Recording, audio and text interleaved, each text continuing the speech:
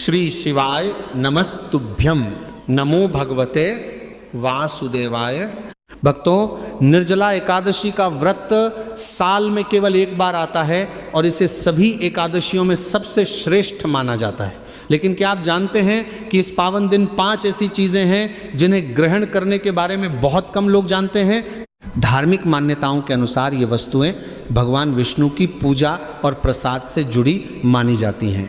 आज की वीडियो में हम इन्हीं 5 विशेष चीज़ों के बारे में जानेंगे, इसलिए वीडियो को अंत तक अवश्य देखें क्योंकि 5वीं चीज़ सबसे खास मानी जाती है। भक्तों, आप सभी का स्वागत है। आज की यह कथा और जानकारी अत्यंत विशेष होने वाली है क्योंकि हम बात करने जा रहे हैं वर्ष 2026 की निर्जला एकादशी के बारे में। एक ऐसी एकादशी जिसे सभी एकादशियों की रानी कहा गया है।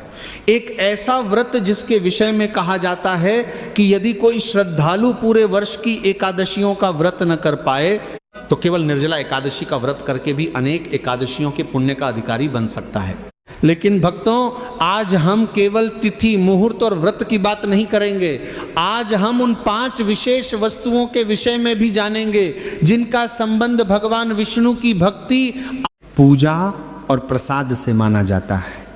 इनमें से कुछ चीज़ें ऐसी हैं जिनके बारे में बहुत कम लोग जानते हैं, जबकि कुछ ऐसी हैं जो लगभग हर घर में होती हैं, लेकिन उनका वास्तविक धार्मिक महत्व बहुत कम लोगों को पता होता है। और इसलिए मैं आपसे निवेदन करता हूं कि इस कथा और जानकारी को अंत तक अवश्य सुनिए, क्योंकि जैसे जैसे हम आगे बढ़ेंगे वैसे वैसे ऐसे रहस्य सामने आएंगे जो आपकी भक्ति को और अधिक मजबूत बना सकते हैं। भक्तों, सबसे पहले ये जान लेते हैं कि आखिर निर्जला एकादशी को इतना महान क्यों कहा गया है। पुराणों के अनुसार जब महाभारत काल में पांडवों के भाई भीमसेन से सभी एकादशियों का व्रत नहीं रखा जाता था, तब उन्होंने महर्षि व्यास से इसका समाधान पूछा। भीमसेन ने कहा कि उन्हें अत्यधिक भूख लगती है और वे नियमित रूप से प्रत्येक एकादशी का उपवास नहीं कर सकते। तब महर्षि व्यास ने उन्हें ज्येष्ठ मास की शुक्ल पक्ष की निर्जला एकादशी का व्रत रखने की सलाह दी। कहा गया कि यदि इस दिन श्रद्धा और नियम पूर्वक व्रत किया जाए तो अनेक एकादशियों के पुण्य की प्राप्ति हो सकती है। यही कारण है कि इस एकादशी को भीमसेनी एकादशी भी कहा जाता है। अब जरा सोचिए भक्तों, जब एक ऐसा महाबली योद्धा जिसने बड़े बड़े राक्षसों का संहार किया वह भी इस व्रत के महत्व को स्वीकार करता है तो इस व्रत की महिमा कितनी अद्भुत होगी। यही कारण है कि लाखों श्रद्धालु इस दिन भगवान विष्णु की पूजा करते हैं, दान करते हैं, मंत्र जाप करते हैं और व्रत रखते हैं। लेकिन भक्तों, क्या केवल भूखे रहने का नाम ही व्रत है? क्या केवल भोजन छोड़ देने से ही व्रत पूर्ण हो जाता है? शास्त्रों का उत्तर है नहीं। वास्तविक व्रत का अर्थ है मन, वचन और कर्म की पवित्रता। यदि मन में क्रोध है, वाणी में कटुता है और व्यवहार में छल है तो केवल भोजन न करने से व्रत पूर्ण नहीं माना जाता। इसलिए निर्जला एकादशी का पहला नियम है मन की शुद्धि, दूसरा नियम है भगवान विष्णु का स्मरण, तीसरा नियम है सात्विकता और चौथा नियम है सेवा तथा दान। भक्तों, अब हम उस पहले विशेष तत्व की ओर बढ़ते हैं जिसके बारे में बहुत कम लोग विस्तार से जानते हैं। पहली विशेष वस्तु, तुलसी युक्त चरणामृत। भक्तों, क्या आपने कभी सोचा है कि मंदिरों में पूजा के बाद चरणामृत क्यों दिया जाता है और उसमें तुलसी का पत्ता अवश्य क्यों डाला जाता है? इसके पीछे केवल परंपरा नहीं बल्कि गहरी आध्यात्मिक भावना छिपी हुई है। भगवान विष्णु की पूजा तुलसी के बिना अधूरी मानी गई है। तुलसी को भगवान की प्रिय माना गया है। जब चरणामृत में तुलसी का पत्ता मिलाया जाता है तो वह केवल एक पेय नहीं रह जाता बल्कि श्रद्धा और भक्ति का प्रतीक बन जाता है। निर्जला एकादशी के दिन अनेक भक्त भगवान विष्णु की पूजा करके तुलसी युक्त चरणामृत ग्रहण करते हैं। मान्यता है कि इससे मन में भक्ति की भावना जागृत होती है। लेकिन भक्तों, यहीं एक रहस्य छिपा हुआ है। बहुत से लोग बड़े बड़े अनुष्ठान कर लेते हैं लेकिन तुलसी के महत्व को नहीं समझते। यदि श्रद्धा नहीं है तो पूजा अधूरी है और यदि भक्ति है तो एक तुलसी पत्र भी भगवान तक आपकी प्रार्थना पहुंचा सकता है। इसलिए जब भी आप निर्जला एकादशी की पूजा करें तुलसी का विशेष सम्मान अवश्य करें। अब आगे बढ़ते हैं दूसरी वस्तु की ओर। दूसरी विशेष वस्तु मखाना। भक्तों, आजकल लगभग हर व्रत में मखाने का उपयोग किया जाता है, लेकिन क्या आप जानते हैं कि मखाना केवल फलाहार नहीं है, यह सात्विकता का प्रतीक माना जाता है। मखाना जल में उत्पन्न होता है और पवित्रता का प्रतीक माना जाता है। कई भक्त निर्जला एकादशी के आसपास के दिनों में मखाने की खीर, भुने हुए मखाने या मखाने से बने फलाहारी व्यंजन ग्रहण करते हैं, लेकिन इसका वास्तविक महत्व केवल भोजन तक सीमित नहीं है।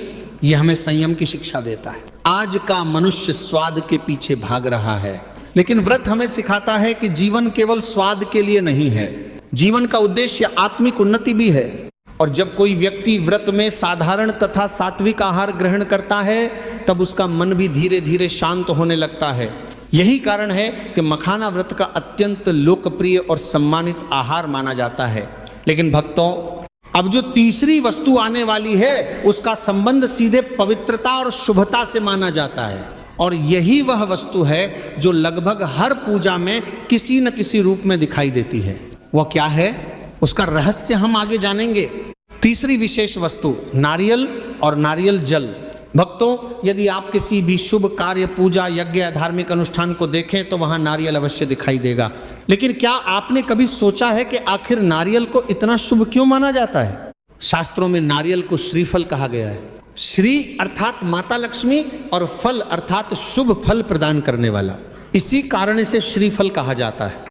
जब कोई भक्त भगवान विष्णु या माता लक्ष्मी के समक्ष नारियल अर्पित करता है, तो वह प्रतीकात्मक रूप से अपने अहंकार को भगवान के चरणों में समर्पित करता है। नारियल का कठोर बाहरी भाग हमें हमारे अहंकार की याद दिलाता है, जबकि अंदर का सफेद और निर्मल भाग पवित्र मन का प्रतीक माना जाता है।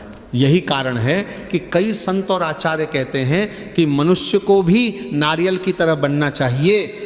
बाहरी परिस्थितियां चाहे कैसी भी हों, लेकिन भीतर की आत्मा निर्मल और पवित्र रहनी चाहिए। निर्जला एकादशी के दिन पूजा के बाद नारियल का प्रसाद ग्रहण करना शुभ माना जाता है। कई श्रद्धालु नारियल जल भी भगवान को अर्पित करते हैं। भक्तों, आज के समय में अधिकांश लोग नारियल को केवल एक फल समझते हैं, लेकिन धार्मिक दृष्टि से यह समर्पण, पवित्रता और श्रद्धा का प्रतीक माना गया है। और शायद यही कारण है कि हजारों वर्षों से यह हर शुभ कार्य का हिस्सा बना हुआ है। आदि में एक छोटी प्रेरणादायक कथा कहा जाता है कि एक बार एक गरीब भक्त प्रतिदिन भगवान विष्णु के मंदिर जाता था। उसके पास न सोना था, न चांदी थी और न ही कोई बड़ा दान करने की क्षमता, लेकिन उसके पास एक नारियल अवश्य होता था। वह प्रतिदिन वही नारियल भगवान को अर्पित करता और कहता, प्रभु, मेरे पास देने के लिए कुछ नहीं है, केवल मेरा प्रेम है। समय बीतता गया। एक दिन मंदिर के पुजारी ने उससे पूछा, तुम रोज यही नारियल क्यों लाते हो? भक्त ने मुस्कुराकर कहा, महाराज, यह नारियल नहीं, मेरा समर्पण है। कहा जाता है कि भगवान को उसका भाव इतना प्रिय लगा कि उसके जीवन की अनेक कठिनाइयां धीरे धीरे समाप्त हो गईं। इस कथा का सार यही है कि भगवान वस्तु नहीं, भावना देखते हैं। आपको चौथी विशेष वस्तु केला। अब हम उस वस्तु की बात करते हैं जो लगभग हर पूजा में दिखाई देती है, लेकिन बहुत कम लोग उसका महत्व जानते हैं। वह है केला। भक्तों, केला केवल एक फल नहीं है। धार्मिक परंपराओं में इसे शुभता और समृद्धि का प्रतीक माना गया है। भगवान विष्णु की पूजा में केले का विशेष स्थान बताया गया है। कई स्थानों पर पूजा मंडप को केले के वृक्षों से सजाया जाता है। यह परंपरा केवल सजावट के लिए नहीं है, इसके पीछे शुभता और मंगल की भावना जुड़ी हुई है। केला ऐसा फल है जो आसानी से उपलब्ध हो जाता है। यही हमें एक महत्वपूर्ण शिक्षा देता है। भगवान को प्रसन्न करने के लिए महंगी वस्तुओं की आवश्यकता नहीं होती। सच्ची श्रद्धा ही सबसे बड़ा उपहार है। निर्जला एकादशी के दिन पूजा के बाद केला प्रसाद रूप में ग्रहण किया जाता है। कई भक्त इसे भगवान विष्णु को अर्पित करके परिवार में बांटते हैं। भक्तों, एक बात हमेशा याद रखिए, जब भी कोई प्रसाद ग्रहण करें, उसे केवल भोजन समझकर न लें, उसे भगवान का आशीर्वाद समझकर ग्रहण करें। यही भाव प्रसाद को विशेष बनाता है। आपको पांचवी और सबसे विशेष वस्तु पंचामृत। अब हम पहुंच चुके हैं उस पांचवी वस्तु पर जिसका इंतजार आप शुरुआत से कर रहे थे, और वह है पंचामृत। भक्तों, पंचामृत का नाम सुनते ही पूजा, अभिषेक और भक्ति की भावना जाग उठती है। पंचामृत 5 पवित्र तत्वों से बनाया जाता है। दूध, दही, घी, शहद, मिश्री, इन्हें मिलाकर तैयार किया गया पंचामृत पूजा में अत्यंत महत्वपूर्ण माना जाता है। लेकिन इसका महत्व केवल इतना नहीं है। इन 5 तत्वों के पीछे भी एक आध्यात्मिक संदेश छिपा हुआ है। दूध पवित्रता का प्रतीक माना जाता है, दही स्थिरता का, घी तेज और ऊर्जा का, शहद मधुरता का और मिश्री प्रसन्नता का प्रतीक मानी जाती है। जब ये पांचों तत्व एक साथ मिलते हैं तो मानो जीवन के 5 श्रेष्ठ गुण एकत्र हो जाते हैं। यही कारण है कि पंचामृत को विशेष प्रसाद माना गया है। निर्जला एकादशी के दिन भगवान विष्णु का अभिषेक पंचामृत से करने की